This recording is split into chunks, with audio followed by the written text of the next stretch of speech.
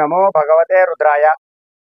భార్యాభర్తల మధ్య సఖ్యతకు అలాగే స్నేహ స్వభావానికి అనేకమైనటువంటి పరిహారాలన్నీ కూడా చేస్తూ ఉంటారు. అయితే వాటంతటితో కూడా మీకు మంచి విజయం సాధించలేకపోవచ్చు. ఈ యొక్క చిన్న మంత్రాన్ని మీరు ప్రతిరోజు కూడా 108 సార్లు జపించారు అంటే భార్యాభర్తల మధ్య సఖ్యత, స్నేహ స్వభావం ఏర్పడుతుంది. అయితే ఈ మంత్రాన్ని మీరు 40 రోజుల పాటు క్రమం తప్పకుండా ఆచరించాలి.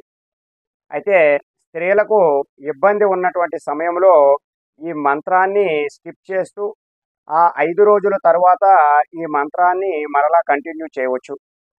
అయితే భార్య గాని, భర్త గాని ఎవరైనా సరే ఈ మంత్రాన్ని ప్రతిరోజు కూడా 108 సార్లు జపించాలి.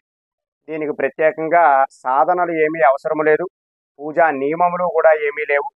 ఈ మంత్రం జపించడం ద్వారా భార్యాభర్తల మధ్య సఖ్యత అనేటటువంటిది ఏర్పడుతుంది. అలాగే కొంతమంది భార్యాభర్తల మధ్య బ్లాక్ మ్యాజిక్ చేసి వాళ్ళని విడదీస్తూ ఉంటారు. అటువంటి సమయాలలో కూడా ఈ యొక్క బ్లాక్ మ్యాజిక్ చేసినా సరే పనిచేయదు. ఈ మంత్ర ప్రభావం అటువంటిది. ఆ మంత్రం ఏమిటి అంటే ఓం హ్రీం హ్రూం విటపాయే స్వాహ. మరొకసారి చెప్తున్నాను, మంత్రం చూడండి.